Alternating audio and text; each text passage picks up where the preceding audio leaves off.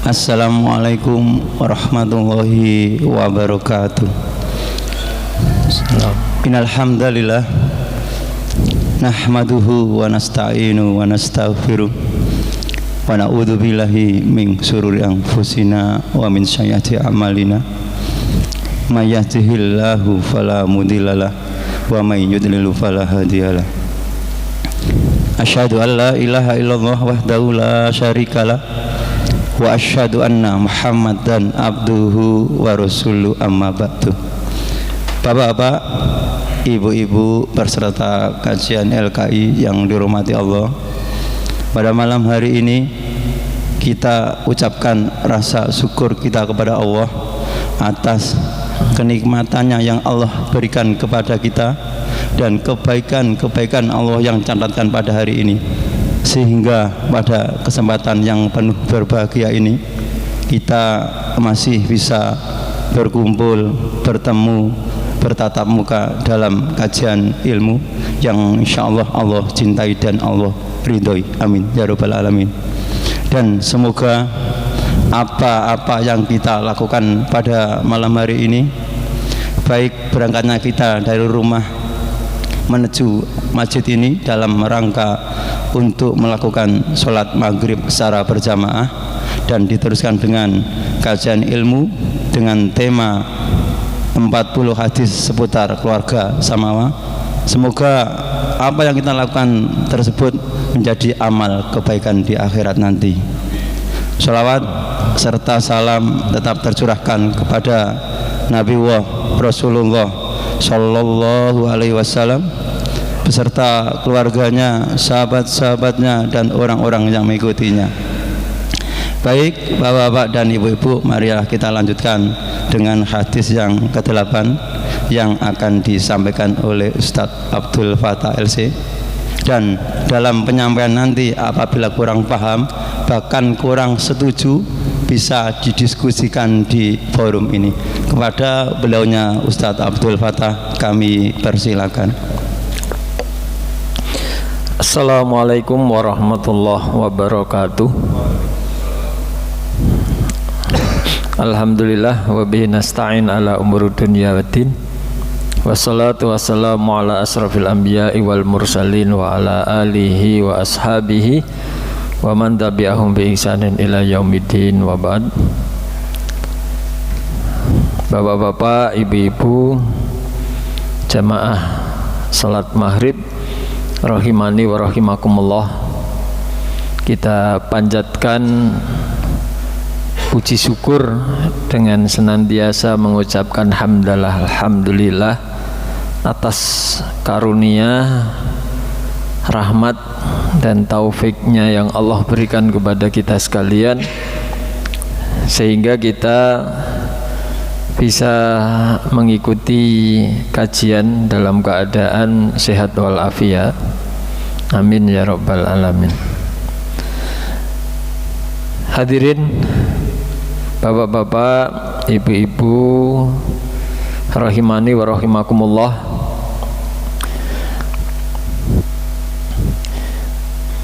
pernikahan merupakan keluarga terkecil dari komponen suatu masyarakat, di mana masyarakat itu menjadi baik, bermartabat, beradab, semua juga diawali dari keluarga-keluarga, dari keluarga yang baik, yang bagus, akan mempengaruhi kondisi suatu masyarakat, dan masyarakat yang baik juga akan mempengaruhi kondisi bangsa sebagai rakyat. Tentunya para penguasa, para pemimpin semuanya juga terlahir dari komponen kecil ini, yaitu keluarga. sehingga semuanya terkait.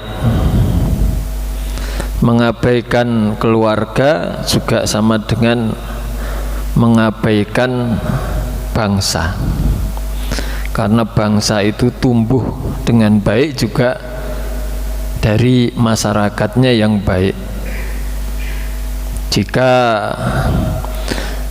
masyarakat ingin menjadi baik, ya perhatian kepada keluarga juga menjadi hal yang diutamakan.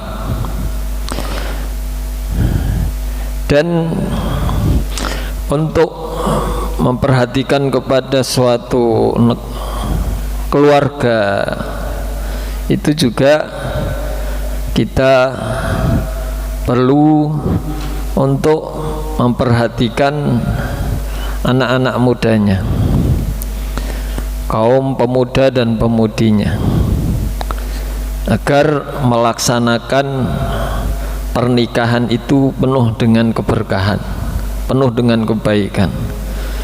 Manakala keluarga penuh dengan kebaikan, keberkahan, juga akan melahirkan generasi yang insya Allah menjadi generasi yang baik, yang hebat, yang unggul. Pada kesempatan malam hari ini kita akan mengkaji satu hadis. Mungkin bisa dibacakan terlebih dahulu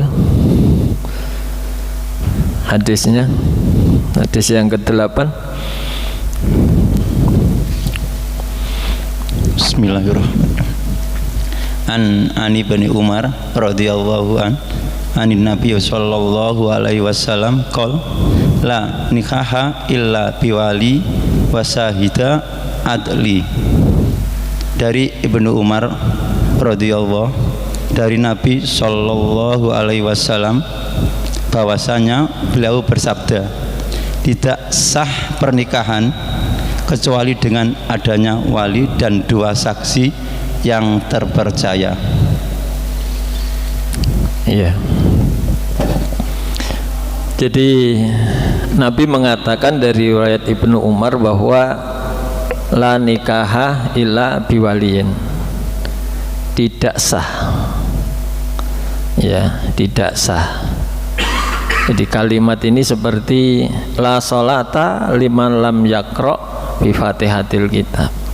La sholata berarti tidak sah orang yang sholat gitu ya, kalau tidak membaca Al-Fatihah gitu ya.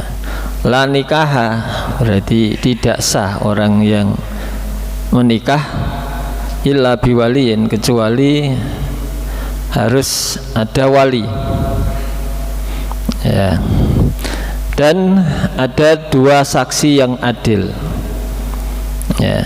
Jadi rukun daripada pernikahan yang harus ada adalah wali. Nah, kalau nggak ada wali berarti tidak sah, harus ada wali. Dan semuanya sepakat ya bahwa wali adalah rukun sahnya atau syarat sahnya daripada pernikahan tersebut. Dan wali syaratnya ya muslim, baligh, akil ya, dan adil ya, bukan fasik ya. Sedangkan wali itu urut-urutannya, wali itu ada urutan-urutannya ya. Ada wali akrob dan ada wali abad. Wali akrob itu wali yang dekat, yaitu ayah lalu kakek. Ayah dan kakek. Kakek itu siapa? Kakek itu adalah bapaknya ayah itu tadi, kakek. Itu yang akrob. Nah, urutan berikutnya adalah saudara, saudara sekandung. Yang laki-laki tentunya saudara sekandung laki-laki, ya, karena tidak boleh menjadi wali itu perempuan, tidak boleh, harus laki-laki. Kalau tidak ada saudara, maka berikutnya adalah saudara seayah. Saudara seayah, lain ibu, bisa ayah, itu boleh. Urutannya begitu, ya. Nah, kalau tidak ada saudara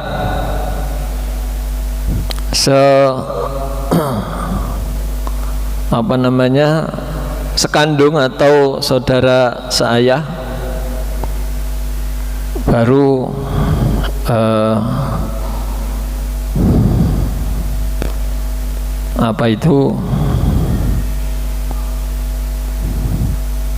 ponaan paman, ya, paman sekandung, Kalau tidak ada paman sekandung, ya paman seayah, ya. Atau kalau tidak ada paman sekandung, paman seayah, itu berarti saudara sepupu, ya, saudara sepupu, berarti anaknya paman, baik anaknya paman sekandung maupun anaknya paman seayah, ya. Kalau yang tadi sebelumnya ada saudara sekandung dan saudara seayah, terus bawahnya itu namanya apa? Ponaan.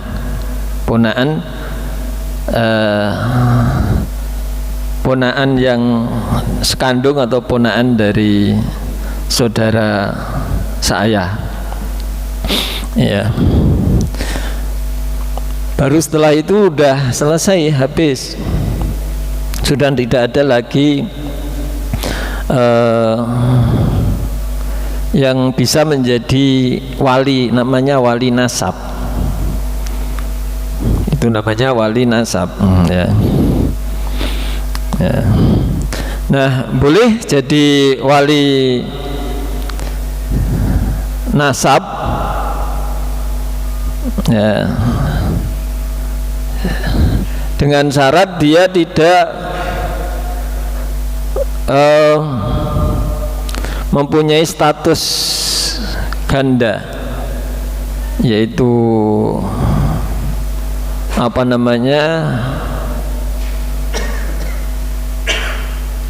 anaknya paman itu berarti apa? Sepupu, ya. Anaknya paman sepupu itu kan bukan mahram, ya. Artinya kalau dia statusnya juga menikahi si wanita ini, ya dia tidak boleh menikahkan dirinya. Nah, syaratnya nggak boleh menjadi wali karena dia juga punya keinginan untuk menikahi ini. Yang penting dia tidak statusnya double gitu, ya, boleh menjadi wali, ya.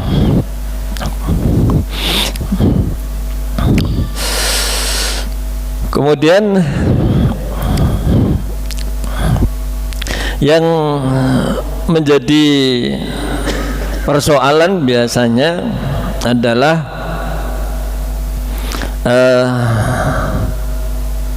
terjadi ketidaksetujuan orang tua ini atau wali yang akrab, yaitu ayah atau kakek, itu enggan untuk menikahkan, ya. maknanya apa ya, menolak ya, enggan menikahkan.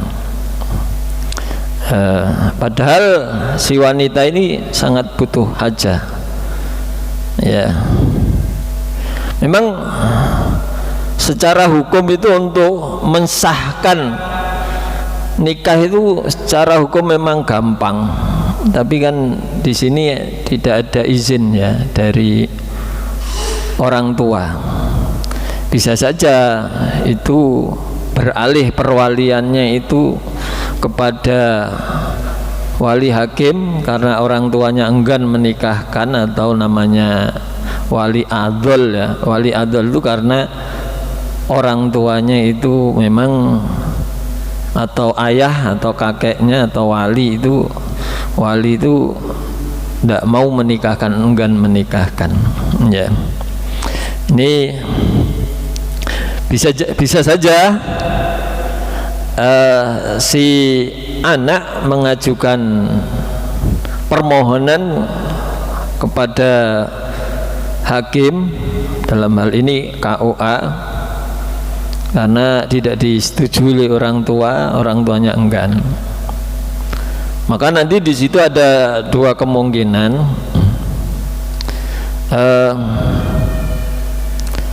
Kemungkinan pertama, permohonan si anak tersebut tidak disetujui oleh hakim KUA ya, atau sebaliknya ya, permohonan itu disetujui oleh hakim dan menikahkannya, hakim itu menikahkan yang orang tuanya enggan untuk menjadi wali. Nah, saat itu berarti namanya wali adol. Nah, jadi nanti dipertimbangkan alasan orang tua kenapa tidak mau menikahkan. Nah, kalau alasannya itu syar'i, misalkan syar'i itu tidak sekufu, agamanya buruk, laki-laki calonnya itu fasik ya, laki-lakinya itu sering meninggalkan sholat ya, fasik ya. Terus alasan lain karena fisik, secara fisik punya penyakit yang penyakit itu sangat mempengaruhi dalam perjalanan rumah tangga ya, atau mungkin alasan finansial, yaitu si calon suaminya itu tidak mampu membayar mahar misal, mahar yang standar gitu ya, ya, dan lain sebagainya, yang alasan-alasan itu dalam pertimbangannya itu memang syar'i gitulah, memang syar'i. Atau mungkin punya penyakit apa itu, seperti kayak spilis, HIV, nah, ya pokoknya penyakit yang membahayakan ya, itu alasan yang syar'i. Namun nanti kan tetap dipanggil, calonnya dipanggil, si orang tua juga, wali juga dipanggil, semua pihak dipanggil, terus disidang. Bener enggak kan gitu, alasan orang tua itu atau hanya ini sebuah alibi ya. Kalau memang alasan orang tua ini benar, terbukti, kan dia juga harus membawa bukti. Kalau memang dia fasik kan harus didatangkan bukti kefasikannya, apa benar enggak dia pernah melakukan pelanggaran hukum di negara ini, misalkan pernah terlibat narkoba ya, ini kan harus membawa bukti. Kalau nggak terbukti ya hanya alasan saja, hanya alibi. Nah itu kan nanti ya diperjelas, dibuktikan. Kemudian pihak yang calonnya laki-laki juga akan ditanya. Nah dari situ kan namanya pengadilan akan bisa mengetahui dengan jelas, sehingga nanti di situ akan diputuskan sesuai dengan hasil penyelidikan itu gitu. Jadi pihak perempuan akan menggugat gitu. Maka dari gugatan anak karena tidak disetujui oleh orang tua, tidak mendapatkan restu, maka ada dua kemungkinan. Ada dua kemungkinan, itu dikabulkan permohonannya atau ditolak permohonan itu. Ya. Jika memang pengadilan wali hakim itu menolak dan setuju dengan orang tua itu tadi, maka kemudian dia kalau nikah diam-diam cari wali lain, ya tidak sah. Tidak sah. Nikahnya tidak sah. Nah di situ ya harus ada solusi. Nah, solusinya harus dicarikan, karena nikah itu sebuah kebutuhan dan si wanita itu sangat membutuhkannya. Harus orang tua harus mencarikan gantinya. Jadi orang tua itu punya hak. Jadi misalkan calonnya yang melamar itu yang satu baik agamanya tapi miskin, terus yang satunya lagi baik agamanya tapi kaya. Nah, yang anaknya menginginkan yang pertama tadi, miskin, ya baik agama tapi miskin. Tapi orang tuanya menginginkan ini yang baik, sekufu dan juga kaya. Orang tua bisa memilihkan, menolak dan memberikan yang ini saja, yang kaya ini. Ya karena orang tua ya menginginkan, karena nanti yang akan menikmati kebahagiaan kan anak. Orang tua kan setelah itu kan lepas. Jadi orang tua kan cuma menunjukkan yang ini saja. Nah, ini saja yang ini. Jadi orang tua itu punya peran besar, punya hak wali itu untuk menentukan ini gini. Ya, itu. Ya. Nah maka menikah itu bukan sekedar tadi ya sudah terjalin hubungan lama ya, bukan hanya sekedar memang cinta. Nah kadang-kadang kan diawali dengan pacaran dulu selama 4 tahun atau 5 tahun, ya kan? Nah lalu pikiran antara bapak dengan anak kan berbeda. Nah intinya hubungan pacaran itu karena zaman sekarang kan ya masya Allah, zaman sekarang namanya pacaran itu sangat mudah gitulah ya. Nah terus tidak disetujui oleh orang tua. Ya sebenarnya mudah saja, mungkin dengan alasan kalau tidak dinikahkan akan terjadi perzinaan gini, nanti juga akan dikabulkan di pengadilan juga nikah, terus akhirnya dinikahkan, ya sah-sah saja. Tapi persoalannya ini masalah orang tua. Jadi kalau rumah tangga tidak direstui oleh orang tua, terus anak terus nekat, terus maunya sendiri, hanya menuruti rasa karena cinta tadi, karena sudah pacaran itu tadi, ya repot nanti perjalanan rumah tangga.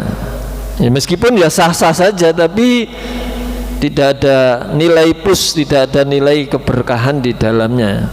Maka sebagai nasihat bagi pemuda-pemudi hari ini, hargailah orang tua. Ya, pertimbangkan ya orang tua. Jangan terus nikah diam-diam. Ya. Memang dalam nikah jadi wali afdal itu hakim itu ya, siapa aja bisa ya. Dalam arti orang lain walaupun tidak ada kaitannya dengan nasab, tapi dia bisa menjadi wali hakim. Itu kan kalau syarat jadi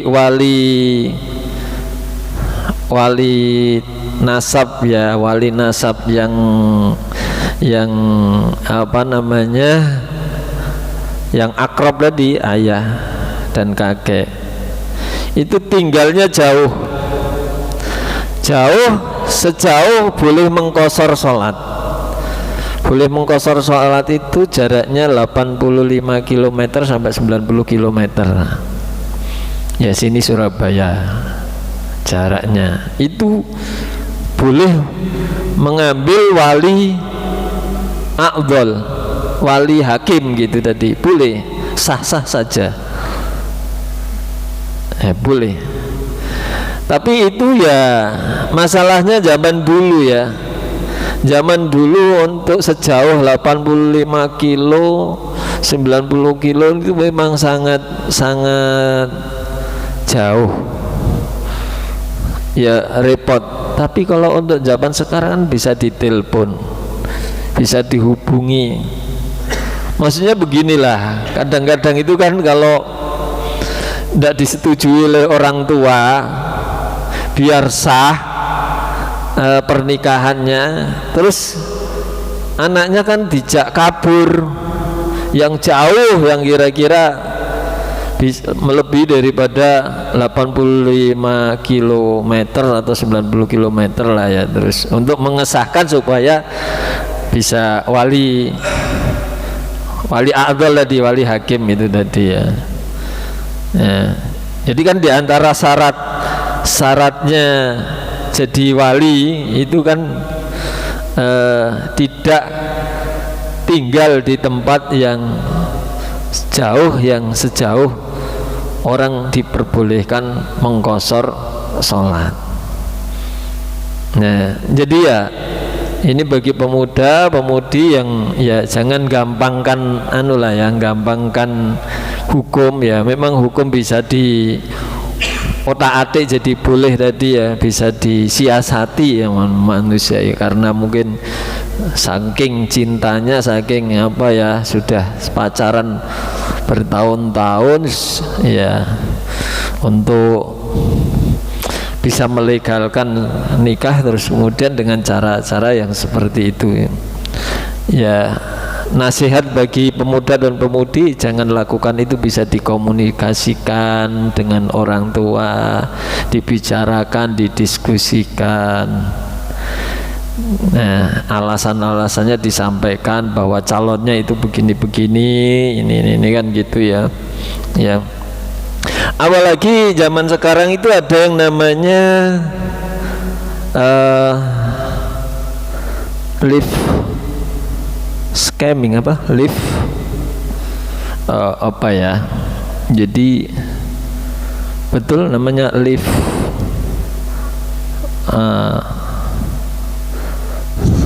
coming ya, nggak salah ya. Ya jadi dia akan pacaran, tapi nanti profilnya itu, fotonya itu diganti dengan orang ganteng, pakai dasi ya. Jadi dia nanti akan mengaku sebagai seorang punya perusahaan, punya owner sebagai PT, terus gambar-gambarnya profil-profilnya itu ada mobil-mobil mewah, jadi nampaklah kayak orang kaya lah ya. Kemudian banyak perempuan-perempuan itu yang tertipu oleh itu kan gitu ya. Ya, terus nanti bilang sama orang tua, kadang-kadang dijanjikan nanti habis nikah langsung diumrohkan, langsung pokoknya diiming-imingi seperti itulah ya kadang. Ya, itu biasanya ujung-ujungnya adalah penipuan, ujung-ujungnya penipuan. Tapi yang maksud saya sejenis dengan persoalan itu, memang teknologi itu banyak tipu muslihah ya, untuk menikahi seseorang yang tidak dikenal. Nah, di sini peran orang tua, karena perempuan itu mudah sekali luluh dengan bujukan tipu daya yang seperti ini, maka orang tua punya peran merestui atau tidak. Karena orang tua ini bagaimanapun dia berpengalaman. Tapi perempuan kalau sudah terkena perasaannya seperti itu kan, akal sehatnya itu kan tidak berfungsi, lebih mendahulukan daripada ego, emosinya dan perasaannya. Nah, maka orang tua di situ boleh menolak dan tidak, itu mempertimbangkan persoalan tersebut dengan seksama. Karena itu orang tua khususnya kepada anak yang perawan itu boleh menikahkan dengan cara paksa, sah, namanya wali mujbir, wali yang memaksakan anaknya untuk menikah. Tapi ini hanya berlaku untuk perawan. Sedangkan yang janda tidak boleh orang tua memaksanya. Memaksanya itu karena janda itu lebih berpengalaman. Nah, beda dengan perawan. Perawan itu sering banyak ketipu itu tadi itu loh. Ya. Tidak bisa menilai dengan logis, dengan realistis. Lebih mengedepankan perasaannya, sehingga rumah tangganya itu nanti tidak berkah, tidak membawa kebarokahannya.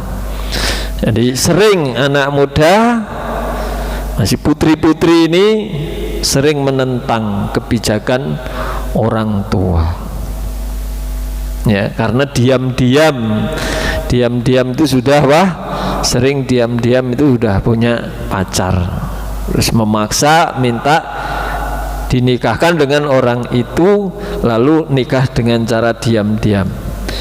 Nikah dengan diam-diam atau nikah siri tetap hukumnya rukun dan syarat nikah tetap harus ada, yaitu wali dan 2 orang saksi. Jadi silahkan, misalkan ada yang mau nikah siri, silahkan, tapi nikah siri ya tetap harus ada wali gitu, bukan nikah siri terus tanpa wali gitu, terus nyuruh orang lain sana untuk menikahkannya. Bapaknya tidak dikasih tahu, orang tuanya tidak dikasih tahu, maka pernikahan seperti itu batal demi hukum. Dan yang seperti ini masih banyak gitu loh ya. Alasannya itu tadi supaya tidak terjadi perzinahan, Memang hari ini sangat mudah itulah ya untuk terjadi perzinahan itu. Tapi kan dia tetap pertimbangan daripada hukum itu ya harus diperhatikan, tetap menggunakan wali kan gitu.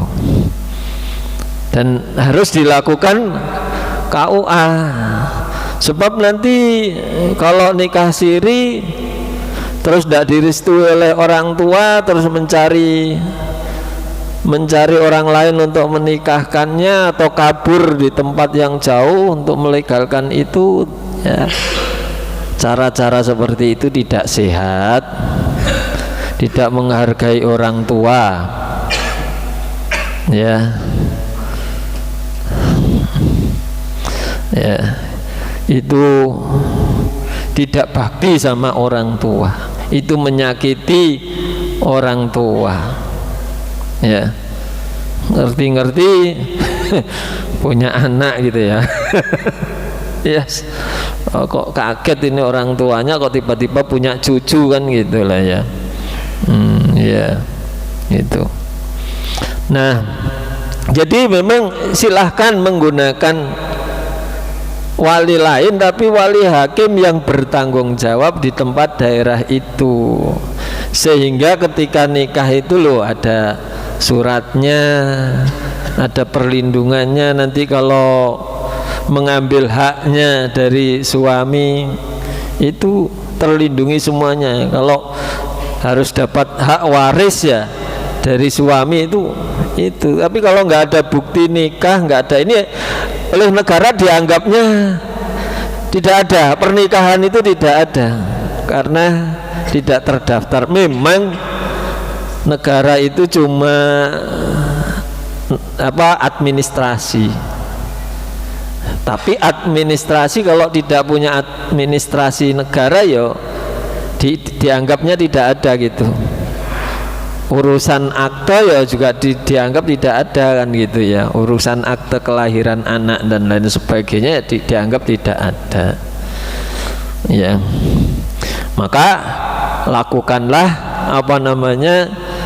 pernikahan itu ya resmi gitulah ya. Ya silahkan, mungkin nanti kalau ada yang siri dilanjutkan lagi ke administrasinya ke negara. Ya sah tadi ya, sah aja kalau memang memenuhi syarat. Cuma kadang nikah siri ada yang tidak memenuhi syarat karena tidak menggunakan wali atau tidak ada perizinan dari wali. Tidak jenenge kula nuwun ya. Nah, tidak ada persetujuan. Jadi kalau misalkan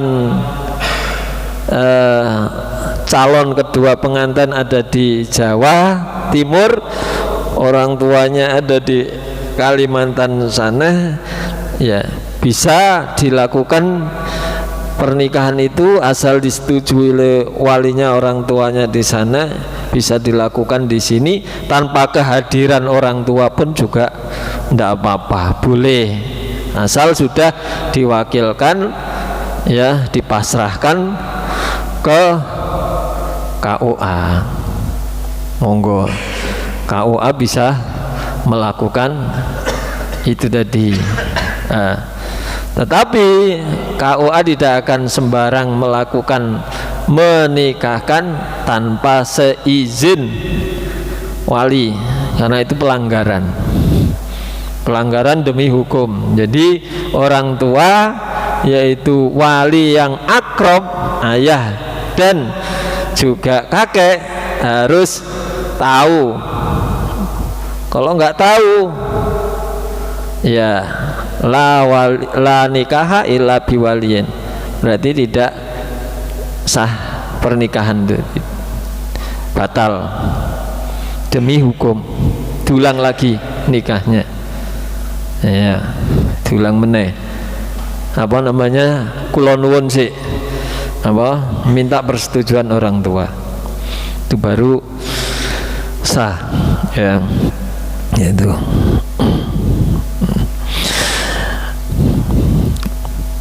Nah, mengenai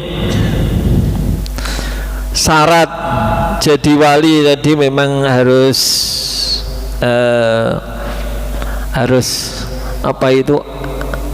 adil itu berarti bukan orang fasik.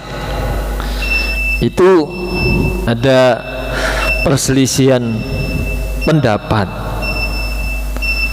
ya. Kalau mau cari yang adil, tidak pernah fasik itu ya maksudnya adalah selalu berbuat dosa-dosa besar ya, dosa-dosa besar, atau sering melakukan dosa-dosa kecil terus menerus, dosa-dosa kecil lebih terus menerus, itu fasik.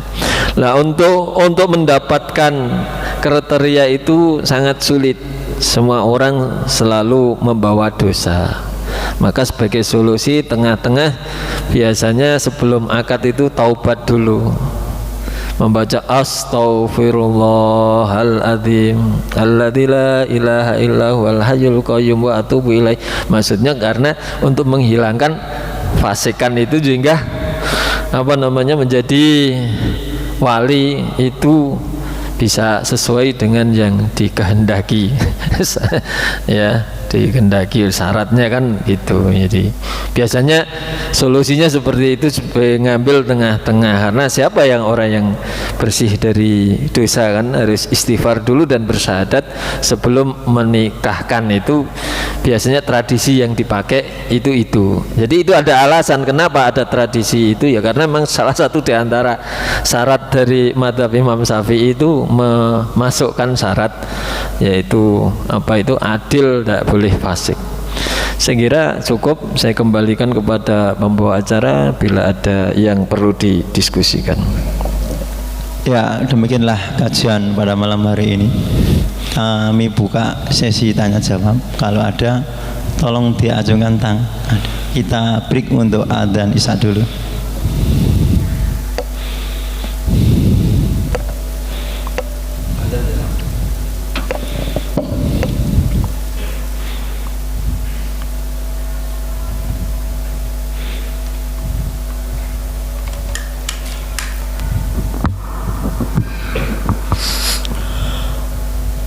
Allahu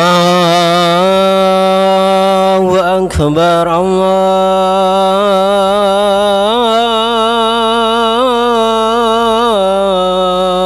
Akbar, Allahu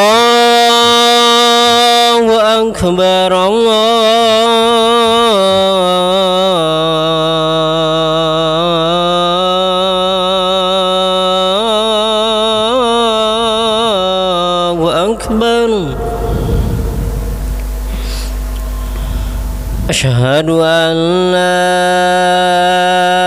ilaha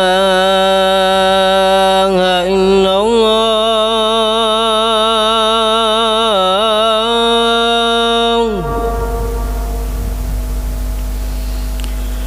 Asyhadu an la ilaha illallah.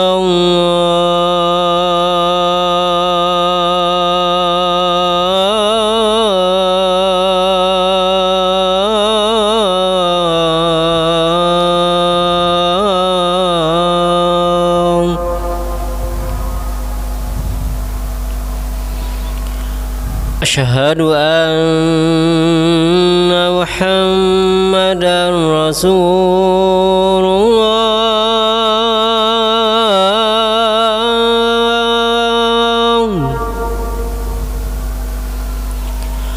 Asyhadu anna Muhammadar Rasulullah.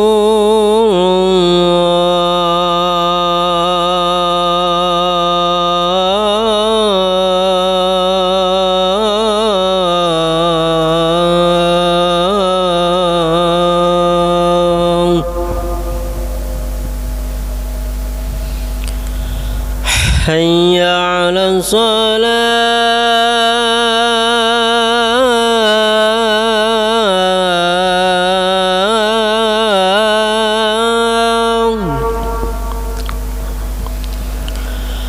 Hayya 'alas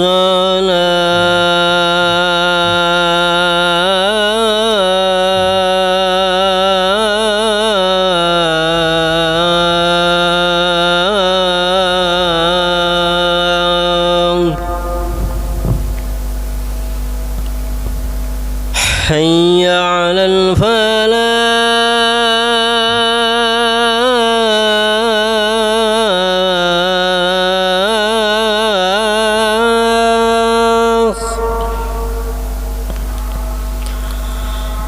Hayya 'alal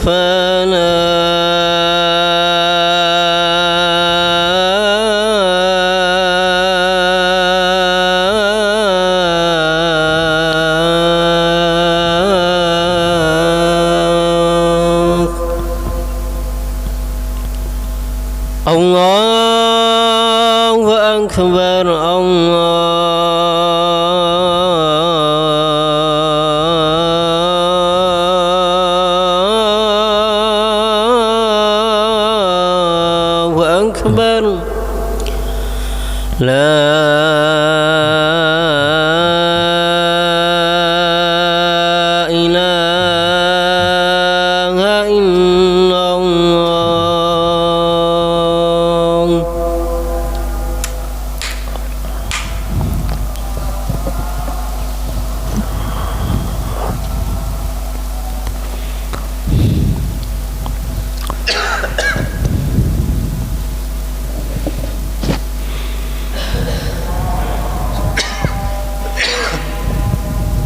monggo.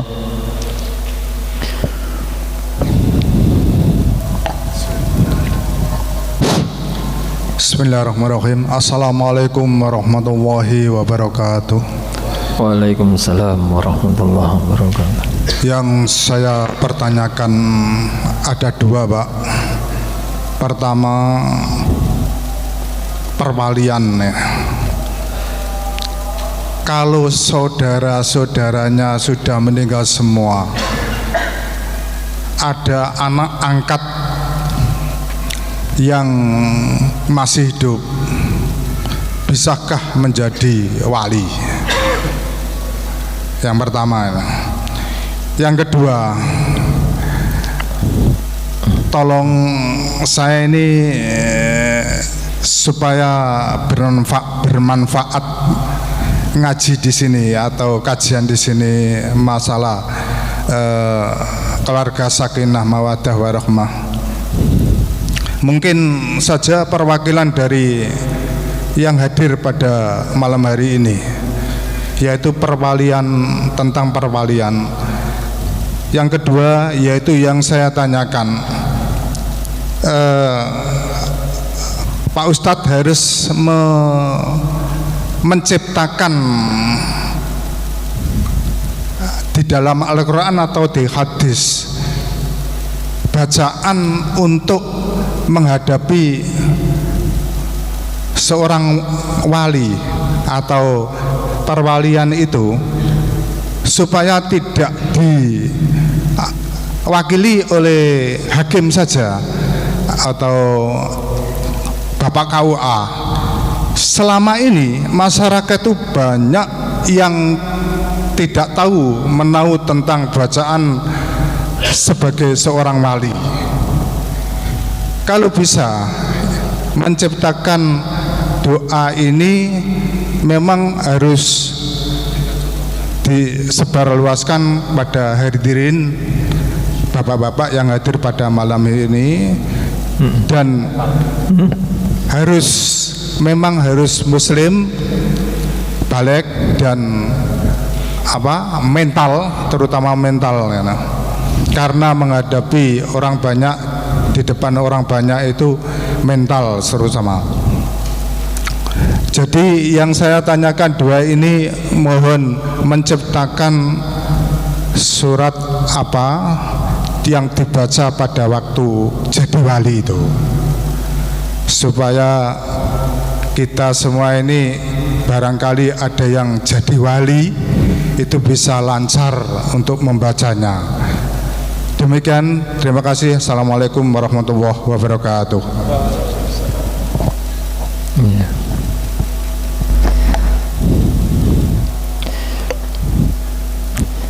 Yang pertama tadi apa? Iya, anak angkat ya. Jadi anak itu tidak bisa menjadi wali, ya. Untuk qaul yang sahih ya, yang masyhur dan yang dipakai. Jadi solusinya kalau memang sudah tidak ada wali sesuai dengan urutan yang ada itu ya, maka wali hakim. Karena apa? Wasultanu waliyun mala waliyalahu. Sultan atau penguasa itu adalah wali bagi orang yang tidak memiliki wali. Ya. Maka anak angkat tidak bisa menjadi wali. Ya.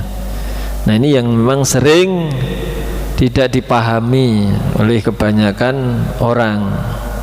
Maka jangan sampai anak menikahkan ibunya. Ya. Loh, kok anak menikahkan ibunya? Karena wali itu orang atas. Dia posisinya di atas. Ya. Di atasnya. Bukan di bawah. Sedangkan anak itu di bawah. Ya. Nah, tadi kenapa kok ponaan itu kok bisa? Ya, Karena ponakan itu kan dari jalur paman gitu loh, dhuwur gitu, tinggi. Kenapa tadi kalau ponakan itu berarti dari jalur saudara, tinggi saudara itu, apalagi itu tadi dari jalur paman ya, tadi juga tinggi, paman atau saudara, terus anaknya saudara itu ya boleh ya, itu tinggi. Jadi yang tidak boleh itu anak ya, menurut pendapat yang banyak dipegang atau mayoritas ya, jumhur. Nah, untuk menghindari perselisihan itu, maka solusinya itu aja, langsung ke hakim saja yang menjadi wali. Nah, yang kedua, untuk bacaan surat apa yang harus dibaca pada saat jadi wali, ya nggak harus baca ayat, nggak ada ya, langsung apa itu namanya, langsung sigot nikah. Nah, itu memang harus latihan. Boleh pakai bahasa Indonesia, kalau nggak bisa bahasa Arab ya pakai bahasa Indonesia ya. Ya fulan bin fulan, atau wahai saudaraku si A, nama ini bin ini ya, saya nikahkan kamu dengan anak saya ya, dengan mas kawin sekian sekian sekian, dibayar tunai. Nanti akan dikasih tulisan catatan sama KUA, akan dituntun ya. Jadi lebih baik mana sih, dinikahkan sendiri atau dinikahkan sama KUA padahal wali ya ada di situ? Kalau di mata anak lebih mengesan dinikahkan oleh orang tuanya sendiri, anak bangga. Karena orang tua yang membesarkan sejak kecil, sakit saja ya digendong, ditimang-timang ya toh, nggak boleh ada satu nyamuk pun yang menclok, yang menggigitnya. Begitu rasa kasih sayang orang tua itu sampai seperti itu. Lah kok besar-besar ya toh, pas waktu menikahkan tidak dinikahkan sendiri, malah diwakilkan kepada ya KUA. Artinya sebenarnya KUA itu juga nggak berani menikahkan kalau nggak disuruh sama orang tuanya. Maka yang paling lebih berat itu ya orang tuanya sendiri. Karena itu ya cobalah orang tua itu mentalnya ya tetap dikuat-kuatkan ya, selama masih bisa, masih mampu, tidak sakit, kecuali betul-betul udzur karena sakit ya, dan ngomongnya sudah pelo karena sakit ya, selama masih sehat lah diusahakan dinikahkan sendiri, walaupun pakai bahasa Jawa atau bahasa Indonesia, nanti dituntun.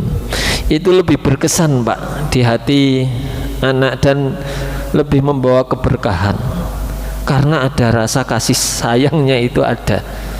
Orang tua nggak cuma jadi orang tua, tapi betul-betul merasa anak itu, orang tua itu hadir betul gitu loh, hadir ya.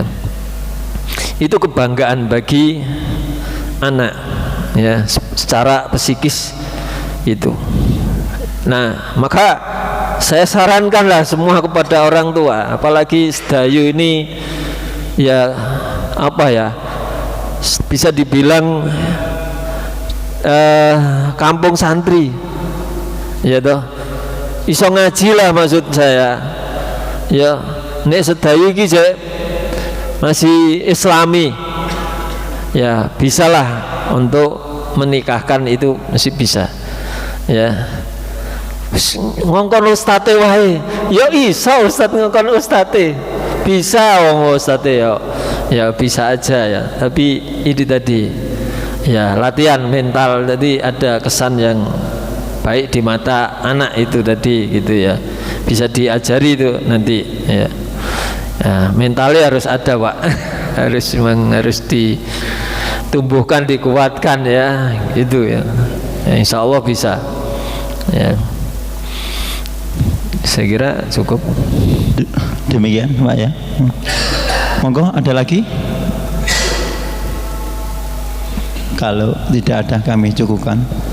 Marilah kita akhiri kajian pada malam hari ini dengan bacaan hamdalah dan doa kafaratul majlis. Alhamdulillahirabbil alamin. Subhanakallahumma wa bihamdik asyhadu an la ilaha illa anta astaghfiruka wa atubu ilaik. Dari saya, apabila dalam membaca acara ada kesalahan, mohon maaf yang sebesar-besarnya. Assalamualaikum warahmatullahi wabarakatuh.